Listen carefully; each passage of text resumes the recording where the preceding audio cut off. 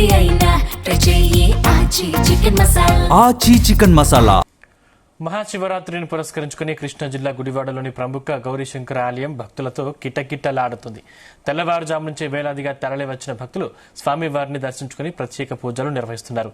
భక్తులు రాత్రంతా జాగారం చేసి లింగాభిషేకాలు, రుద్రాభిషేకాలు నిర్వహిస్తున్నారు. కుటుంబ సమేతంగా వచ్చిన భక్తులతో ఆధ్యాత్మిక వాతావరణం నెలకొంది. దీనిపై మరింత సమాచారం మా ప్రతినిధి శివకుమార్ అందిస్తారు. మహాశివరాత్రి పర్వదినాన్ని పురస్కరించుకుని కాబట్టి ఇటు శివక్షేత్రాలు మొత్తం కానీ శివభక్తులతో పొద్దు నుండి కిటకిటలాడే పరిస్థితి. తెల్లవారుజాము నుండి కానీ శివభక్తులంతా నిద్రలేయడం, అటు చల్లెలతో స్నానం చేసి గుళ్ళకైతే కూడా పెద్ద ఎత్తున బయలుదేరి పరిస్థితి. మరోవైపు చూసుకుంటే మన కృష్ణా జిల్లాలో ఉన్న గుడివాడకి సంబంధించి అయితే గౌరీశంకరపురం ఆ దేవస్థానం అయితే ఉంది. ఈ దేవస్థానం పొద్దున ఉదయం 4:30 సమయం ఉంటే కూడా భక్తులు మొత్తం పెద్ద ఎత్తున అయితే శివక్షేత్రాలు చేరుకుంటారు. ముఖ్యంగా చేసుకుంటే కనుక ఇవాళ ప్రత్యేకంగా ఏదైతే ఆదివారం శివరాత్రి ప్రారంభం కావడం, సోమవారానికి ముగియడంతో మరీ ప్రత్యేకంగా అయితే ఉన్న పరిస్థితి. దీనికి సంబంధించి ప్రస్తుతానికి శివరాత్రి యొక్క విశిష్టత ఏంటని మనతో మాట్లాడే గురి యొక్క అర్చకులు మనతో స్వామి ఈ శివరాత్రి అవుతుందో ఆదివారంతో మొదలయ్యి సోమవారంతో ముగిసే జరిగా ఉంది. దీని ప్రత్యేకత నమ శివాభ్యాం నవయుగ్మణాభ్యాం పరాస్పరాశ్లిష్టవబద్ధరాభ్యాం నగేంద్ర కన్యా వృషకేతనాభ్యాం నమో నమ శంకర పార్వతీభ్యాం.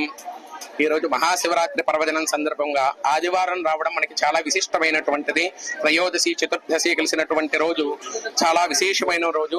కావున ఈ రోజు అందులోనూ ఆదివారం మనకి మహాశివరాత్రి పర్వదినం కావడం వల్ల మన ఇష్టకామ్యార్థాలన్నీ కూడా శీఘ్రంగా నెరవేరి స్వామివారిని దర్శించుకుని అభిషేకం చేసుకోవడం వల్ల మన ఇష్టకామ్యార్థాలన్నీ కూడా నెరవేరి స్వామివారి యొక్క పరిపూర్ణమైనటువంటి అనుగ్రహం కలుగుతుంది. మన గుడివాడ పట్టణంలో వేయించేసినటువంటి గౌరీశంకర స్వామి వారికి మరి యొక్క విశిష్టత ఉన్నది. మనది చక్కగా ప్రతి ఊర్లో కూడా తూర్పు ముఖంగా శివాలయాలన్నీ ఉంటాయి, కానీ మనకి పశ్చిమాభిముఖంగా ఉండడం చాలా విశేషమైనటువంటి క్షేత్రం మాట మనది. పశ్చిమాభిముఖంగా ఉన్నటువంటి దేవాలయం సజ్జోజత ముఖంగా ఆగమ శాస్త్రాలు చెబుతున్నాయి. ఈ సజ్జోజత ముఖంలో ఉన్నటువంటి స్వామివారిని మనం సేవించడం ద్వారా సకల జ్ఞానాల్ని ప్రసాదించి మనకి ఇక్కడ ఉన్నటువంటి సంసార బంధాలన్నింటినీ కూడా మాపి జ్ఞానాన్ని స్వామివారి ప్రసాదిస్తారన్నమాట. మనం మనస్ఫూర్తిగా స్వామివారిని డైలీ కూడా దర్శనించుకోవడం వలన జ్ఞానాన్ని ప్రసాదించి ఇహంలో మనకి కావలసినటువంటి మొత్తం అన్నిటినీ కూడా స్వామివారు సమకూర్చి తర్వాత కూడా మనకి మన ఆత్మకి పరిపూర్ణమైనటువంటి ఆయనలో ఐక్యం చేసుకునేటువంటి జ్ఞానాన్ని మనకి ప్రసాదిస్తాడు. ఈ రోజు మహాశివరాత్రి పర్వదినం సందర్భంగా ఈ రోజు ఉదయం స్వామివారికి విశేషమైనటువంటి అభిషేకాలు, అలాగే సాయంత్రం 6:30 స్వామివారి యొక్క దివ్య కళ్యాణ మహోత్సవం కూడా జరుగుతున్నది.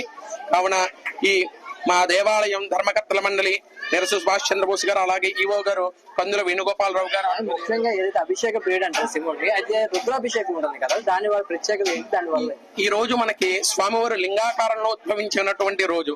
అందుకనే రాత్రి 11:30 స్వామివారికి విశేషంగా లింగోద్భవ కాల అభిషేకం జరుగుతుంది మాట. మహన్యాస పూర్వక ఏకాదశ రుద్రాభిషేకం అంటే 11 రుద్రాలు చెప్పి విశేషమైనటువంటి 11 ద్రవ్యాలు స్వామివారికి ప్రీతికరమైనటువంటి ఆవు పాలు, ఆవు పెరుగు, ఆవు నెయ్యి, తేనె, పంచదార మొదలైనటువంటి విశేషమైనటువంటి ద్రవ్యాలతోటి స్వామివారికి అభిషేకం చేస్తాం. ఈ రోజు కూడా మనకి అర్ధరాత్రి అభిషేకం అనేది ఉండదన్నమాట. ఒక్క మహాశివరాత్రి పర్వదినం సందర్భంగా మాత్రమే స్వామివారి లింగాకార రూపంలో ఉద్భవించిన రోజు సందర్భంగా స్వామివారి విశేషంగా అభిషేకం జరుగుతుంది. ఈ అభిషేకంలో పాల్గొనడం వలన సకల అభిష్టాలు నెరవేరి ఉద్యోగంలో సమస్యలు ఉన్న వారికి ఉద్యోగాల్లో ఇబ్బంది లేకుండా ప్రమోషన్స్ రావడం, అలాగే వృత్తి వ్యాపారాలన్నీ కూడా దినదినాభివృద్ధి జరగడం, విద్యార్థులకు చక్కటి చదువు, అలాగే పరీక్షల్లో మంచి ఉత్తీర్ణతా సాధనతో పాస్ అవ్వడం మొదలైనటువంటి సకల ఇష్టకామ్యార్థాలని కూడా స్వామివారు నెరవేరుస్తారన్నమాట. ముఖ్యంగా చేసుకుని చాలా మంది జాగారం ఉంటారు, ఉపవాసం ఉంటారు. ఈ ఉపవాసాల్లో రకాలు ఉంటాయి, వాటికి సంబంధించి ఎలాంటివి చేస్తారు? జాగరణ అనేది మహాశివరాత్రి పర్వదినానికి చాలా విశేషమైనటువంటిది ప్రాముఖ్యత ఉన్నదండి. ఉపవాసాన్ని కూడా పూర్తి కటికి ఉపవాసం అనేది చేయకూడదు. ఏదైనా పళ్ళు పాలు తీసుకోవచ్చు మాట. మహాశివరాత్రి పర్వదినం అన్నం తినకుండా, అన్న పదార్థాన్ని కాకుండా ఏదైనా పదార్థాలను మనం స్వీకరించవచ్చు.